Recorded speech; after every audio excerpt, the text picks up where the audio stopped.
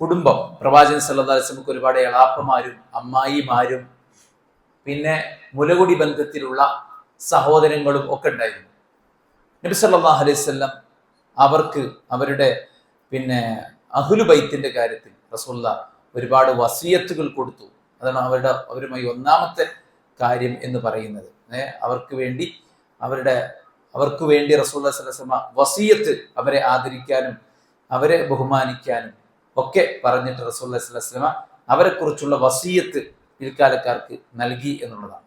അതുപോലെ തന്നെ കുടുംബത്തിലെ ഏറ്റവും വലിയ പാർട്ട് മാതാപിതാക്കളാണ്. നബി സല്ലല്ലാഹു അലൈഹി വസല്ലം യതീമായിട്ടാണ് ജനിച്ചത്, ഉപ്പനെ കണ്ടില്ല. പിന്നെ പ്രവാചകൻ സല്ലല്ലാഹു അലൈഹി വസല്ലം ആമിന ബീവിയുടെ കീഴിൽ 6 വയസ്സ് വരെ ജീവിച്ചു, അല്ലെ? ആ ചുരുങ്ങിയ ഷോർട്ട് ടൈമിനാണ് ഉമ്മനെ കിട്ടിയത്. പക്ഷെ ആ ടൈമാണെങ്കിലും നബി സല്ലല്ലാഹു അലൈഹി വസല്ലം തന്റെ ഉമ്മയോട് വല്ലാത്തൊരു സ്നേഹം. അബവാദ് പ്രദേശത്ത് കൂടെ നബി സല്ലല്ലാഹു അലൈഹി വസല്ലം കടന്നു പോകുമ്പോൾ അള്ളാഹുവിനോട് റസൂലുള്ളാഹി ഉമ്മന്റെ ഖബർ സന്ദർശിക്കാൻ അനുവാദം ചോദിച്ചു, അല്ലെ? ഖബറിന്ന് പോയി റസൂലുള്ളാഹി കരഞ്ഞു. അപ്പൊ സ്വഹാബത്ത് ചോദിച്ചു, നബി നിങ്ങൾ കരയില്ലേ? ഖബറിന്ന് വന്നിട്ട് കരയാണോ എന്ന് ചോദിച്ചപ്പോൾ റസൂൽ സല്ലല്ലാഹു അലൈഹി വസല്ലം പറഞ്ഞു, എന്റെ ഉമ്മയുടെ ഖബർ സന്ദർശിക്കാൻ ഞാൻ അനുവാദം ചോദിച്ചപ്പോൾ അള്ളാഹു അനുവാദം തന്നു. ഉമ്മക്ക് വേണ്ടി പാപമോചനം തേടട്ടെ എന്ന് ചോദിച്ചപ്പോൾ അള്ളാഹു തടഞ്ഞു. അതുകൊണ്ടാണ് ഞാൻ കരഞ്ഞത് എന്ന് റസൂൽ കരീം സല്ലല്ലാഹു അലൈഹി വസല്ലം സഹാബത്തിനോട് പറയണം. അപ്പൊ ഉമ്മ എന്ന ആ ഒരു വികാരം പ്രവാചകന്റെ ഉള്ളിൽ ഉണ്ടായിരുന്നു. അതുപോലെ തന്നെ പ്രവാചകൻ സല്ലല്ലാഹു അലൈഹി വസല്ലമയെ വളർത്തിയ ഹലീമ, അല്ലെ, സഅദിയ, അതുപോലെ തന്നെ ഉമ്മയില്ലാത്ത സമയത്ത് അവരെ വളർത്തിയ അവരുടെ പേരെന്തായിരുന്നു? ഉമ്മ ഉമ്മ എന്ന് വിളിക്കുന്ന അവരെ ഹലീമ, അതുപോലെ തന്നെ ഉമ്മു ഐമൻ. റസൂൽ സല്ലല്ലാഹു അലൈഹി വസല്ലം അവരെ പിന്നെ ഉമ്മ ഉമ്മ എന്ന് വിളിച്ചിരുന്നത്. അപ്പൊ നബിയെ പ്രൊട്ടക്റ്റ് ചെയ്ത എളാപ്പനോടുള്ള സ്നേഹം, വല്യുപ്പയോടുള്ള സ്നേഹം, ഉമ്മയോടുള്ള സ്നേഹം, മുലകുടി ബന്ധത്തിലുള്ള ഉമ്മയോടുള്ള സ്നേഹം, അങ്ങനെയൊക്കെ എല്ലാവരോടും റസൂലുള്ളാഹി സ്വല്ലല്ലാഹു അലൈഹി വസല്ലം നല്ല സ്നേഹത്തിലായിരുന്നു വർത്തിച്ചിരുന്നത് എന്ന് നമുക്ക് കാണാം. കുടുംബത്തിൽ എല്ലാവരോടും നല്ല സ്നേഹത്തിൽ വർത്തിക്കാൻ നമ്മൾ പ്രത്യേകം ശ്രദ്ധിക്കുക. അതുപോലെ തന്നെ റസൂലുള്ളാഹി കുടുംബത്തിന് വേണ്ടി പ്രാർത്ഥിക്കാൻ താല്പര്യം കാണിച്ചിരുന്നു. റസൂലുള്ളാഹി ദഅവത്ത് തുടങ്ങി വിടുന്ന കുടുംബത്തിന് കുടുംബത്തെ താങ്കൾ താക്കീത് ചെയ്യുക എന്ന ആ ആയത്തിറങ്ങിയപ്പോ എല്ലാരും വിളിച്ചു കൂട്ടി. എന്നിട്ട് റസൂലുള്ളാഹി യാ മഅ്ശറ ഖുറൈശ് സമൂഹമേ, ഇസ്തറൂ അൻഫുസകും ലാ അഗ്നി അൻകും മിനല്ലാഹി ശൈഅ, പരലോകത്ത് നിങ്ങൾക്ക് വേണ്ടി ഒന്നും ഞാൻ ഉടമപ്പെടുത്തുന്നില്ല. ഈ ദുനിയാവിൽ എന്തും നമുക്ക് ഉടമപ്പെടുത്താം, പക്ഷെ പരലോകത്ത് ഒന്നും ചെയ്യുന്നില്ല. ഓരോ കുടുംബത്തെയും പ്രവാചകൻ സല്ലല്ലാഹു അലൈഹി വസല്ലം വിളിച്ചു. യാ അബ്ബാസ് ബിൻ അബ്ദുൽ മുത്തലിബ്, ഓരോരുത്തരും വിളിച്ചു. യാ ഫാത്തിമ ബിൻത് മുഹമ്മദ്, യാ സഫിയ അമ്മത റസൂലില്ലാഹ്, ഓരോരുത്തരും വിളിച്ചിട്ട് റസൂലുള്ളാഹി സ്വല്ലല്ലാഹു അലൈഹി വസല്ലം അഡ്വൈസ്, തൗഹീദ് ആദ്യമായിട്ട് റസൂലുള്ളാഹി സ്വല്ലല്ലാഹു അലൈഹി വസല്ലം പിന്നെ ദഅവത്ത് തുടങ്ങുകയാണ്. കുടുംബത്തിൽ നിന്നാണ് പ്രവാചകൻ സല്ലല്ലാഹു അലൈഹി വസല്ലം ദഅവത്ത് തുടങ്ങുന്നത്. അപ്പൊ അവർക്ക് വേണ്ടി പ്രാർത്ഥിച്ചു റസൂലുള്ളാഹി. അവരെ പ്രാർത്ഥിച്ചു, ദഅവത്താണ്, അത് ഇസ്ലാമിക പ്രബോധനമാണ്. അവരെ ഇസ്ലാമിലേക്ക് ക്ഷണിച്ചു. അപ്പൊ നമ്മുടെ കുടുംബത്തെ സ്നേഹിക്കുന്നതോടൊപ്പം അവരെ സ്വർഗത്തിലേക്ക് വഴി കാണിക്കുക എന്നുള്ളത് നമ്മുടെ ബാധ്യതയാണ്. അത് ഓരോകട്ടെ നമ്മൾ നോക്കിയ പോലെ അങ്ങനെയല്ല. നമ്മുടെ കുടുംബത്തിലുള്ള ആളുകളിൽ ശിർക്കും ഖുറാഫാത്തും ബിദ്അത്തും നിരീശ്വരത്വവും അനാവശ്യങ്ങളും ഒക്കെ ആയിട്ട് ജീവിക്കുന്ന ആളുകളെ അതിൽ നിന്ന് രക്ഷപ്പെടുത്തുക എന്നുള്ള ബാധ്യത നമുക്കുണ്ട് എന്നുള്ളത് നമ്മൾ പ്രത്യേകം ശ്രദ്ധിക്കാം. ഹിദായത്ത് കിട്ടാൻ വേണ്ടി റസൂലുള്ളാഹി ഒരുപാട് ആഗ്രഹിച്ചു. അബൂ താലിബ് മരണക്കിടക്കയിൽ കിടക്കുമ്പോൾ റസൂലുള്ളാഹി കയറിച്ചെന്നു, യാ അമ്മ ഖുൽ ലാ ഇലാഹ ഇല്ലല്ലാഹ്, ലാ ഇലാഹ ഇല്ലല്ലാഹ് പറ എന്ന് ആവശ്യപ്പെട്ടു. വഹാജു ലക ബിഹാ ഇൻദല്ലാഹ്, അല്ലാഹുവിന്റെ അടുക്കൽ എനിക്ക് വാദിക്കാം, ഒറ്റ കലിമല്ലേ മതി, വേറൊന്നും വേണ്ട, ഞാൻ പഠിച്ചോണ്ട് വാദിച്ചോളാം എന്ന് പറഞ്ഞു. പക്ഷെ അദ്ദേഹം ചൊല്ലിയില്ല, അല്ലേ? അപ്പോൾ റസൂലുള്ളാഹിക്ക് വല്ലാത്ത വിഷമമായി. അപ്പോഴാണ് അല്ലാഹു സുബ്ഹാനഹു വ തആല ആയത്തിറക്കി നബിയെ ആശ്വസിപ്പിച്ചത്. അപ്പൊ സ്വന്തം കുടുംബത്തിന് ദീന് പറഞ്ഞു കൊടുത്തത് മാത്രമല്ല, ആ ദീന് കിട്ടാത്തതിന്റെ പേരിൽ പ്രവാചകൻ സല്ലല്ലാഹു അലൈഹി വസല്ലം അങ്ങേയറ്റം വിഷമിക്കുകയും ചെയ്തു. ആ ഒരു ധർമ്മസങ്കടം നമുക്കുണ്ടാവണം, ദീൻ എത്തിച്ചു കൊടുക്കണം, അതോടൊപ്പം ആ ഒരു ധർമ്മസങ്കടം നമുക്കുണ്ടാകണം. അപ്പൊ നമ്മൾ ദഅവത്ത് തുടങ്ങേണ്ടി കുടുംബത്തിൽ നിന്നാണ് ദഅവത്ത്. ഭാര്യമാരിൽ നിന്ന്, മക്കളിൽ നിന്ന്, നമ്മുടെ ബന്ധുമിത്രാദികളിൽ നിന്നാണ് ദഅവത്ത് തുടങ്ങേണ്ടത്. പിന്നെ റസൂലുള്ളാഹി സ്വല്ലല്ലാഹു അലൈഹി വസല്ലം ഞാൻ ഇന്ന കുടുംബമാണ്, ആ ഒരു മദ്ഹ് പ്രവാചകൻ സല്ലല്ലാഹു അലൈഹി വസല്ലം സ്വന്തം കുടുംബത്തെ, ആ ഒരു റെസ്പെക്ട് ആ കുടുംബത്തിന്. എന്തൊരു കഷ്ടകാലം, ഈ കുടുംബത്തിലാണ് ഞാൻ ജനിച്ചത് എന്നല്ല. പ്രവാചകൻ സല്ലല്ലാഹു അലൈഹി വസല്ലം അന മുഹമ്മദ് ഇബ്നു അബ്ദുല്ലാഹ് ഇബ്നു അബ്ദുൽ മുത്തലിബ്, അബ്ദുൽ മുത്തലിബിന്റെ മകൻ അബ്ദുള്ളയുടെ മകൻ മുഹമ്മദാണ് ഞാൻ. മൻ അന എന്ന് ചോദിക്കാൻ നബി ഒരിക്കൽ, മൻ അന, ഞാൻ ആരാണ്? അപ്പൊ ആൾക്കാർ പറഞ്ഞു അൻത റസൂലുള്ളാഹ് അലൈഹിസ്സലാം, നിങ്ങൾ റസൂലാണ്. അപ്പൊ റബീ പറയാണ് അന മുഹമ്മദ് ഇബ്നു അബ്ദുല്ലാഹി ഇബ്നു അബ്ദുൽ മുത്തലിബ്, ഞാന് അബ്ദുൽ മുത്തലിബിന്റെ മകൻ അബ്ദുള്ളയുടെ മകൻ മുഹമ്മദാണ്. എന്നിട്ട് റസൂൽ സല്ലല്ലാഹു അലൈഹി വസല്ലം ഹദീസ് പറഞ്ഞു കൊടുക്കണം. അപ്പൊ സ്വന്തം കുടുംബത്തെ ആളുകളുടെ മുന്നിൽ പറയാൻ മടിച്ചില്ല. അതിനെ വലിയൊരു സംഭവമായിട്ട് തന്നെ റസൂൽ സല്ലല്ലാഹു അലൈഹി വസല്ലം പറഞ്ഞു. മക്കയിലേക്ക് കയറി വരുമ്പോ റസൂൽ അവിടെ പറഞ്ഞിട്ടുണ്ട്, എന്താണ്, അനബ്നു അബ്ദുൽ മുത്തലിബ്, ഞാന് അബ്ദുൽ മുത്തലിബിന്റെ മകനാണ് എന്ന് പ്രവാചകൻ സ്വല്ലല്ലാഹു അലൈഹി വസല്ലം വലിയ പേരേക്ക് ചേർത്തിട്ട് പറയുന്നുണ്ട്. അതുപോലെ തന്നെ പിന്നെ കുടുംബവുമായിട്ട് പ്രവാചകൻ സ്വല്ലല്ലാഹു അലൈഹി വസല്ലം ശൂറ നടത്താറുണ്ടായിരുന്നു. അവരുടെ ദീനീ കാര്യത്തിൽ, അവരുടെ ഇബാദത്തുകൾ നന്നാക്കുന്നതിൽ പ്രവാചകൻ സ്വല്ലല്ലാഹു അലൈഹി വസല്ലം ശ്രദ്ധിക്കാറുണ്ടായിരുന്നു. അവരിലെ മോശത്തരങ്ങൾ പ്രവാചകൻ സ്വല്ലല്ലാഹു അലൈഹി വസല്ലം തിരുത്തി കൊടുക്കാറുണ്ടായിരുന്നു. അവരെ ആരാധനക്കും മറ്റും സഹായിച്ചിരുന്നു.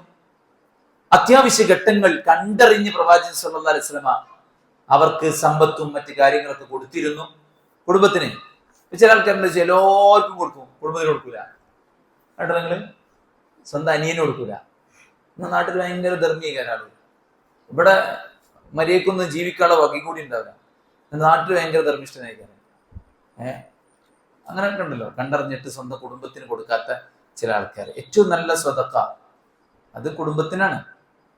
കുടുംബത്തിന് കൊടുക്കുന്ന, ഇണകൾക്ക് കൊടുക്കുന്ന ഭക്ഷണം അത് സ്വതക്കയാണ്. മാതാപിതാക്കൾക്ക് വേണ്ടി അധ്വാനിക്കാൻ ഇറങ്ങി പുറപ്പെട്ടാൽ ഫഹുവ ഫീ സബീലില്ലാഹ്, അവൻ അള്ളാന്റെ മാർഗത്തിലാണ്.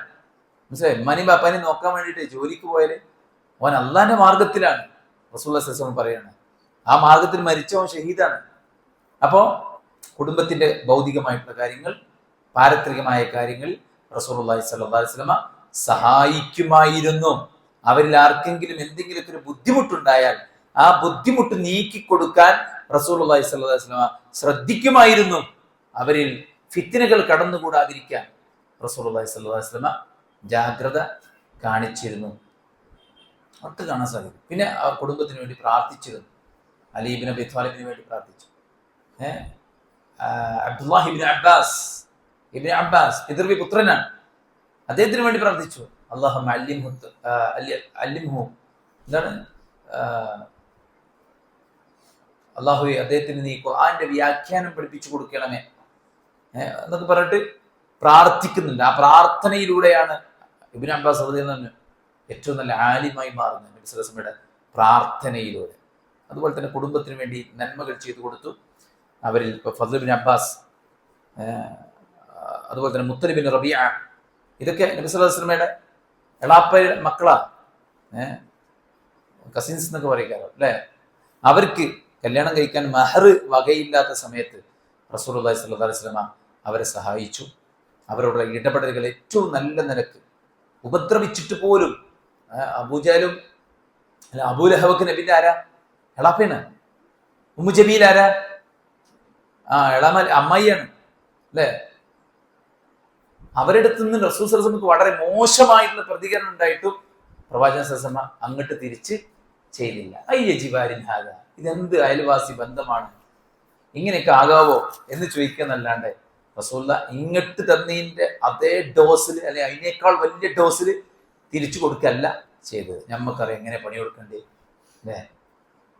അതിന് നിൽക്കല്ല റസൂലുള്ളാഹി സ്വല്ലല്ലാഹു അലൈഹി വസല്ലം ചെയ്തത്. ഈ പണി കൊടുക്കുന്ന ആൾക്കാർ സത്യത്തിൽ മറ്റുള്ളവരൊക്കെ നമ്മൾ പണി കൊടുക്കുക, അങ്ങനെയല്ല. മോനൊരു പണി കൊടുക്കണം, ആ പണി കൊടുത്താൽ കൂടുതൽ നമ്മൾ അസ്വസ്ഥനാവുക ചെയ്യുക. മനസ്സിലായില്ലേ? വേറൊരാൾക്കൊരു പണി കൊടുത്താൽ കൂടുതൽ നമ്മൾ അസ്വസ്ഥനാവുകയാണ് ചെയ്യുക. നമ്മുടെ സെക്യൂരിറ്റി, നമ്മുടെ സേഫ്റ്റി ഉള്ളത് നഷ്ടപ്പെടുക ചെയ്യും. മറിച്ച് നമ്മൾ വിട്ടുവീഴ്ചയുടെ മനസ്സിലേക്ക് പോയാലോ, അത് പോയല്ലോ, മൈൻഡിൽ നിന്ന് പോയല്ലോ, മനസ്സിലിങ്ങനെ കൊണ്ടുവന്നാലോ, പിന്നെ ഇങ്ങനെ നമ്മളെപ്പോഴും ഫ്രസ്ട്രേറ്റഡ് ആയിരിക്കും. അപ്പൊ റസൂലുള്ളാഹി സ്വല്ലല്ലാഹു അലൈഹി വസല്ലം തന്നെ ഉപദ്രവിച്ച ശത്രുക്കളായ കുടുംബാംഗങ്ങൾ പോലും അവരുടെ പോലും മാന്യമായിട്ട് പെരുമാറിയിരുന്നു. പിന്നെ അന്യമതസ്ഥരാണ് മാതാപിതാക്കൾ എന്ന് പറഞ്ഞിട്ടും റസൂലുള്ളാഹി അവരുമായി ഈ ബന്ധം സ്ഥാപിക്കണം എന്ന് ഉപദേശം കൊടുത്തു. അപ്പൊ ഇങ്ങനെയൊക്കെയുള്ള കാര്യങ്ങൾ. പിന്നെ ദീനിന്റെ കാര്യത്തിൽ കുടുംബത്തിനെ ഉപയോഗിച്ചു. അലി റളിയല്ലാഹു തന്നെയാണ് വിരിപ്പിൽ കിടത്തിയത് അല്ലേ? എപ്പോ? ഹിജ്റ പോകുമ്പോ നബിയുടെ വിരിപ്പിൽ കിടത്തിയത് ആരെയാ?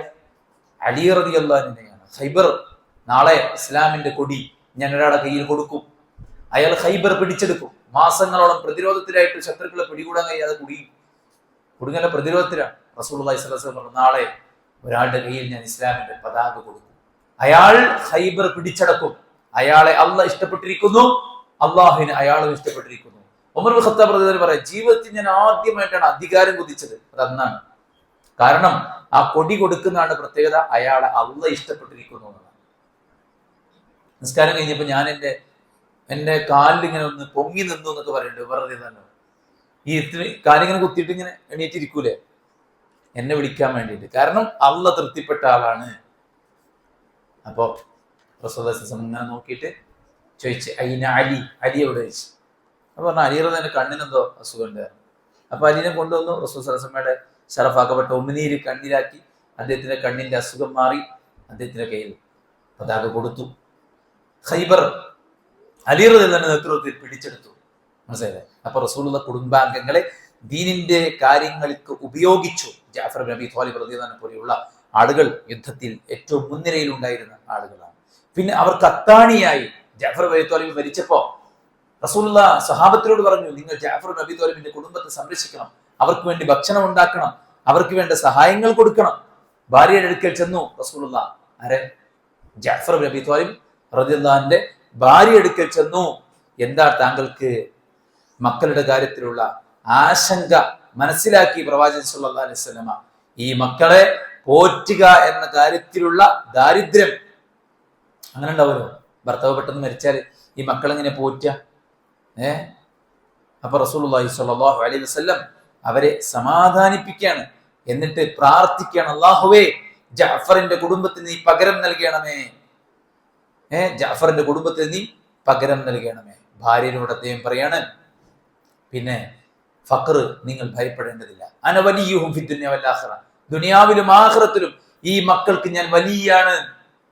മനസ്സിലായോ? ഭർത്താവ് മരിച്ചപ്പോഴേ യത്തീം കുട്ടികളെ നബി ഏറ്റെടുത്തു. ജഅഫർ ഇബ്നു ത്വാലിബ് മരിച്ചപ്പോ ആ യത്തീം കുട്ടികളെ പ്രവാചകൻ സല്ലല്ലാഹു അലൈഹി വസല്ലം ഏറ്റു. അപ്പൊ ഒരു കുടുംബത്തിലൊരു അത്താണിയായിരുന്നു റസൂലുള്ളാഹി സ്വല്ലല്ലാഹു അലൈഹി വസല്ലം. കുടുംബത്തിലെ മക്കളോടൊക്കെ പ്രവാചകൻ സല്ലല്ലാഹു അലൈഹി വസല്ലം സ്നേഹം പ്രകടിപ്പിച്ചു. അവിടെ എല്ലാ അവസ്ഥയിലും റസൂലുള്ളാഹി സഹകരിച്ചു.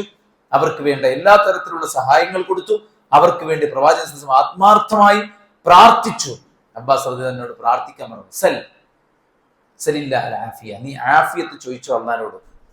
അബ്ബാസ് റളിയല്ലാഹു അൻഹു രോഗമായി കിടന്നപ്പോൾ റസൂലുള്ളാഹി ചെന്നിട്ട് പ്രാർത്ഥിച്ചു, അല്ലാഹുമ്മ ഗഫിർ ലി അബ്ബാസ്, അല്ലാഹുവേ അബ്ബാസിന് നീ പുറത്തു കൊടുക്കണമേ, വവലദിഹി വഖറത്തുൽ ളാഹിറത വബാതിന ലാ തുഗാദിർ ദംബൻ അല്ലാഹുമ്മ ഹഫ്ഫദ്ഹു ഫീ വലദിഹി, അല്ലാഹുവേ ഒരു പാപവും ബാക്കി വെക്കാതെ എല്ലാ പാപവും നീ പുറത്തു കൊടുക്ക് എന്ന് അബ്ബാസ് ബിൻ അബ്ദുൽ മുത്തലിബിന് വേണ്ടി പ്രവാചകൻ സല്ലല്ലാഹു അലൈഹി വസല്ലം പ്രാർത്ഥിക്കുകയാണ്. മനസ്സിലായില്ലേ? അപ്പൊ അങ്ങനെയൊക്കെയുള്ള കാര്യങ്ങൾ കുടുംബത്തിന് വേണ്ടി റസൂലുള്ളാഹി സ്വല്ലല്ലാഹു അലൈഹി വസല്ലം ചെയ്തു. അവർക്ക് ദീനിയായ കാര്യങ്ങൾ പഠിപ്പിച്ചു കൊടുത്തു.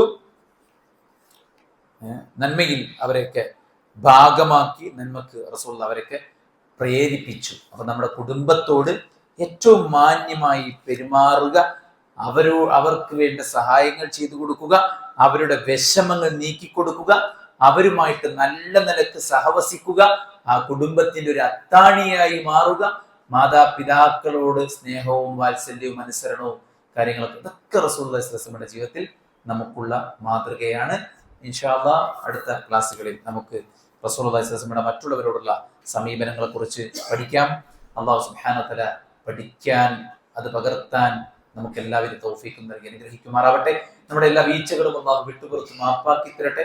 അള്ളാഹുവിന്റെ ദീനി വിജ്ഞാനത്തിൽ ഹലാവത്ത് കണ്ടെത്തി ജീവിതത്തിന്റെ എല്ലാവിധ വിഷമ സന്ധികളിലും അള്ളാഹുവിന്റെ ഖുർആനിൽ സമാധാനമടഞ്ഞ് ജീവിക്കാനുള്ള തൗഫീഖ് അള്ളാഹു പ്രദാനം ചെയ്യട്ടെ. അള്ളാഹു നമ്മുടെ വാക്കുകൾക്ക് ഗ്രാഹ്യത പ്രദാനം ചെയ്യട്ടെ. നമ്മുടെ സമയത്തിന് അള്ളാഹു ബർക്കത്ത് സമ്മാനിക്കട്ടെ. നമ്മുടെ സമ്പത്തിൽ, നമ്മുടെ കുടുംബത്തിൽ, നമ്മുടെ മക്കളിൽ, നമ്മുടെ ജോലിയിൽ, നമ്മുടെ എല്ലാറ്റിലും അള്ളാഹു ഖൈറും ബർക്കത്തും പ്രദാനം ചെയ്യട്ടെ. നമ്മൾ വെറുക്കുന്ന വിഷമ ഘട്ടങ്ങൾ അള്ളാഹു സുബ്ഹാനഹു വ തആല നമ്മെ തൊട്ട് തടയുമാറാവട്ടെ. അള്ളാഹു നമ്മുടെ നല്ല ഉദ്ദേശങ്ങളെ പൂർത്തീകരിക്കട്ടെ. നമ്മുടെ കൂട്ടത്തിലെ രോഗികൾക്ക് അള്ളാഹു ശിഫാഉൻ ആജിൽ സമ്മാനിക്കട്ടെ. നമ്മിൽ മരിച്ചു വരുന്ന ആളുകൾക്ക് അള്ളാഹു മഗ്ഫിറത്തും റഹ്മത്തും നൽകി അനുഗ്രഹിക്കുമാറാവട്ടെ. അള്ളാഹു നമ്മുടെ നഷ്ടങ്ങൾക്ക് സ്വർഗം പകരം നൽകി അനുഗ്രഹിക്കുമാറാവട്ടെ. അള്ളാഹുവിന്റെ ദീനിന്റെ നിയമനിർദ്ദേശങ്ങൾ പാലിച്ച് മരണം വരെ നന്മയിൽ കുതിക്കാൻ അള്ളാഹു നമുക്ക് എല്ലാവർക്കും തൗഫീഖ് ചെയ്യട്ടെ. നമ്മുടെ ഇരുത്തം, നമ്മുടെ യാത്ര, നമ്മുടെ അധ്വാനം, നമ്മുടെ കേൾവി, നമ്മുടെ എല്ലാം അള്ളാഹു സുബ്ഹാനഹു വ തആല സ്വാലിഹായ അമലായി നമ്മിൽ നിന്ന് കബൂൽ ചെയ്യുമാറാവട്ടെ. അള്ളാഹ്ക്ക് ഇഷ്ടപ്പെട്ട ദാസന്മാരിൽ അള്ളാഹു നമ്മെ ചേർക്കട്ടെ. അള്ളാഹുവിന്റെ ദീനിനെ മറ്റുള്ളവർക്ക് പകർന്നു കൊടുക്കാനുള്ള തൗഫീഖ് അള്ളാഹു നമുക്ക് പ്രദാനം ചെയ്യട്ടെ. അള്ളാഹു സുബ്ഹാനഹു വ തആല അവന് ഇഷ്ടപ്പെട്ട കർമ്മങ്ങൾ ചെയ്തുകൊണ്ടിരിക്കെ അവന്റെ ഇഷ്ടദാസനായി സ്വർഗത്തിന്റെ ഉടമസ്ഥനായിരിക്കെ റബ്ബിലേക്ക് മടങ്ങാനുള്ള തൗഫീഖ്, അനുഗ്രഹം അള്ളാഹു നമുക്കെല്ലാം നൽകി അനുഗ്രഹിക്കുമാറാവട്ടെ. اللهم ربنا تقبل منا انك انت السميع العليم وتب علينا انك انت التواب الرحيم. ربنا آتنا في الدنيا حسنه وفي الاخره حسنه وقنا عذاب النار. امين برحمتك يا ارحم الراحمين. سبحانك اللهم وبحمدك اشهد ان لا اله الا انت استغفرك واتوب اليك. السلام عليكم ورحمه الله وبركاته.